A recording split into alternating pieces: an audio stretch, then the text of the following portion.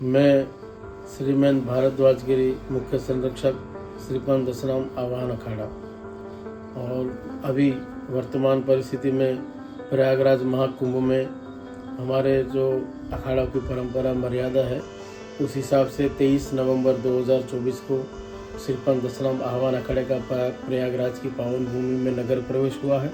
धर्म ध्वजा की स्थापना होती है, जैसे हमारे कुंभ मेला इत्यादि लगते हैं कुंभ में सभी अखाड़ों के द्वारा, तो शासन प्रशासन की तरफ से संगम तट पर जो भूमि आवंटित होती है उसमें अखाड़े की शिविरें लगती है, व्यवस्थाएं लगती है, पंच रमता पंच से लेकर सारी व्यवस्था होती है। उसके बाद धर्म ध्वजा की स्थापना होती है, जो कुछ दिन पहले हमारे अखाड़े की 52 गज की धर्म ध्वजा का स्थापना हुआ, उसमें 52 बंद होते हैं। जैसे हमारे सन्यासियों की जो परंपरा है, जो मढ़ियों की परंपरा है, उसमें 52 मढ़ी होती है, 13, 16, 4, 14 और अलग अलग प्रकार की व्यवस्थाओं में ये 52 मढ़ियों की 52 गज की जो है धर्म ध्वजा का पताका जिसे कहते हैं वो गेरुआ रंग का होता है।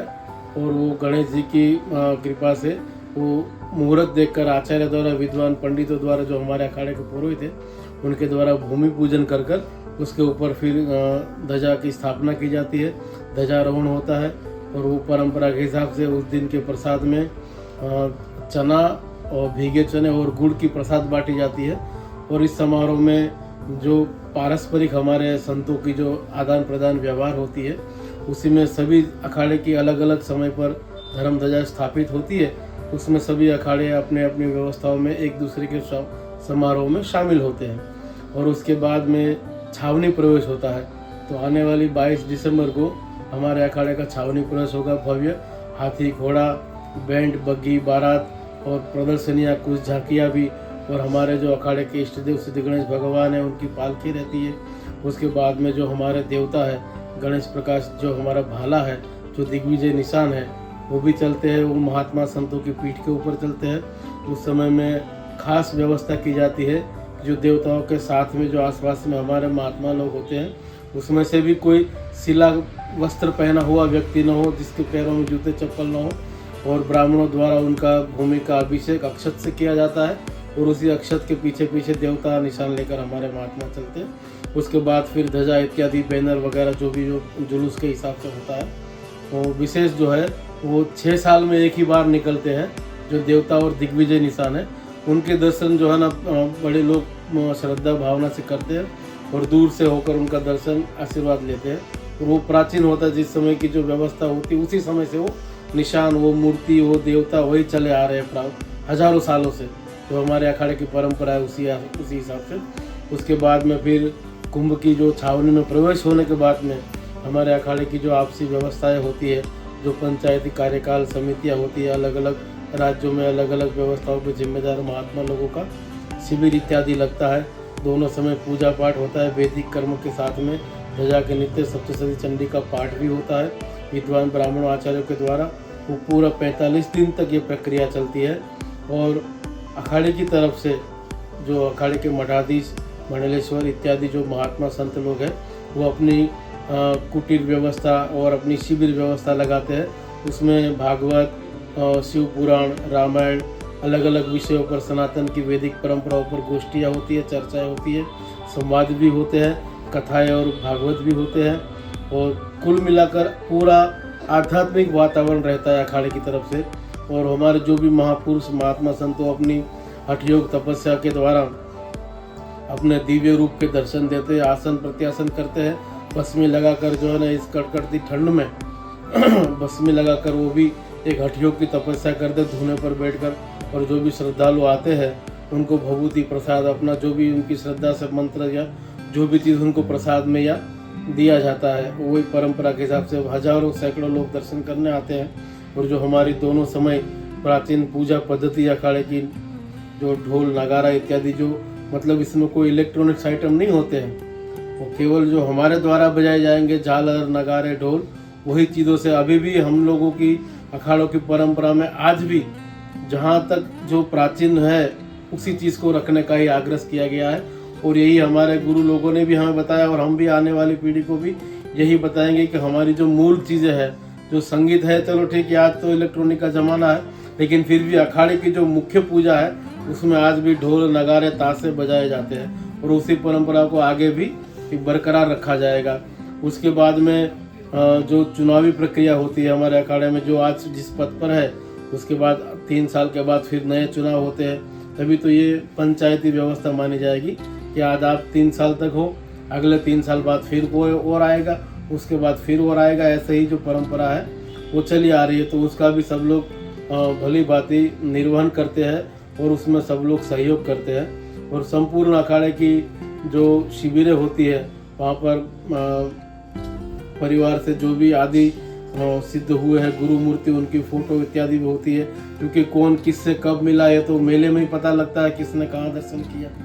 इसीलिए बहुत श्रद्धा से कई हजारों लाखों लोग दर्शन करने आते हैं। और पूरी अखाड़े की जो गतिविधियाँ है पंचायती व्यवस्था से चलती है।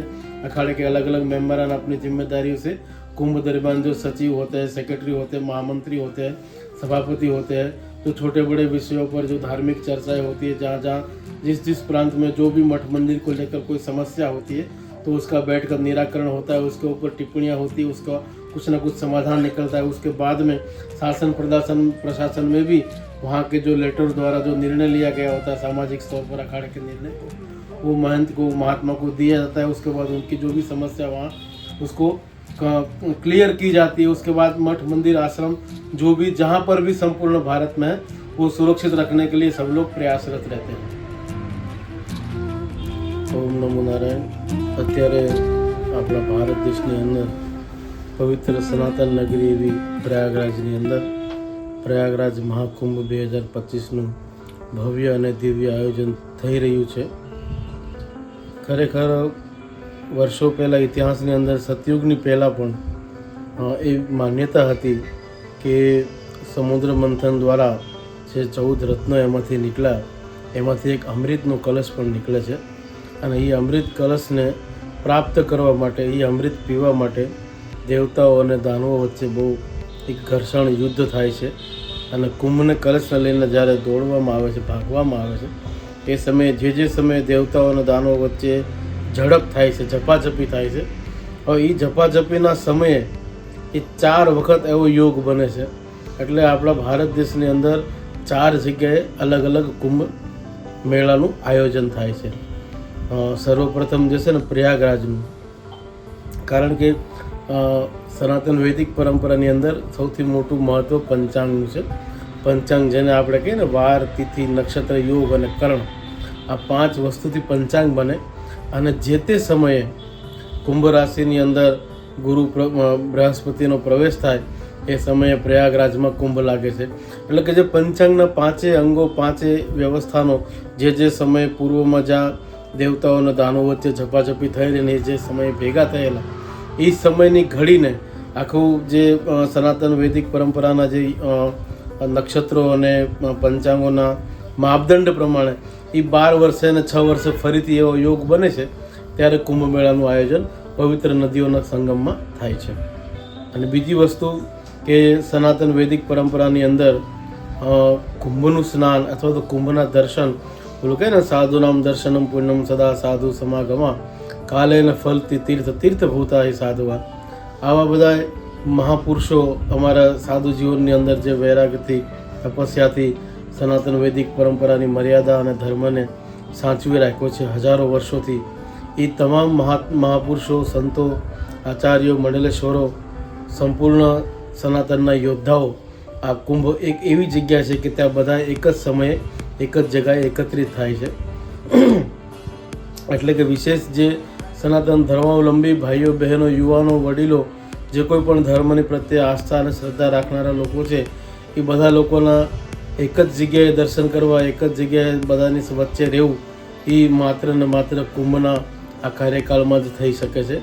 બાકી અલગ અલગ વિસ્તારોમાં, અલગ અલગ જગ્યાએ, અલગ અલગ રાજ્યોમાં, અલગ અલગ પ્રાંતોમાં રહેતા હોય તો એ બધા લોકોના આપણે સનાતન વૈદિક પરંપરામાં એક દર્શનનું પણ મહત્ત્વ છે કે માત્ર દર્શન કરવાથી પણ આપણા અનેકો ગુણા જે છે એ પાપ છે કે જે આપણા દ્વારા જે કોઈ ભૂલો થયેલી છે, અક્ષમ્ય અપરાધ છે, એ માત્ર દર્શન કરવાથી પણ નષ્ટ થઈ જાય છે એવી માન્યતાઓ છે।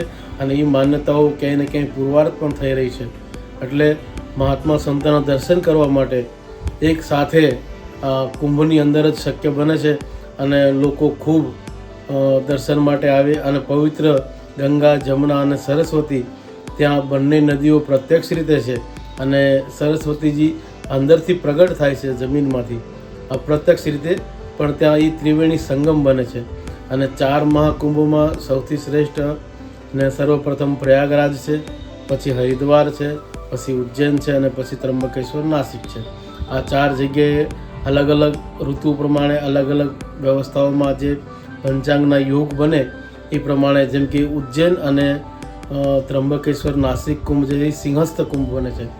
હરિદ્વારનો કુંભ જે છે એ ફેબ્રુઆરી અને માર્ચની અંદર આવે છે અને પ્રયાગરાજનો કુંભ છે એ ખૂબ જ સખત ઠંડી પડતી હોય એ સમયે આવે છે. જાન્યુઆરીમાં મકર સંક્રાંતિનું એનું પ્રથમ સ્નાન છે, બીજું સ્નાન મૌની અમાવસ્યાનું છે અને ત્રીજું સ્નાન વસંત પંચમીનું છે.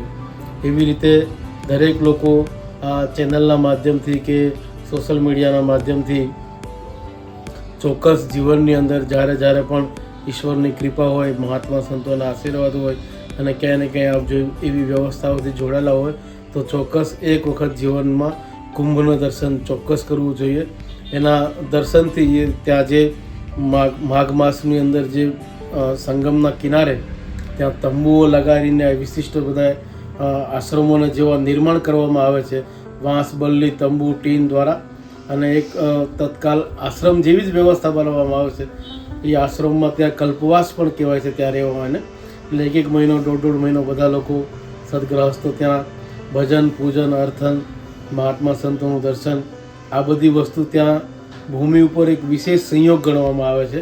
એટલે ત્યાં જઈને પણ આપણે નથી કહેતા કે અમુક સમયે ગ્રહણકાલ ચાલતો હોય, સૂતક ચાલ ચાલતો હોય તો તમે 1 ગણો જપ કરો એના 1000 ગણા જપ થઈ જાય છે.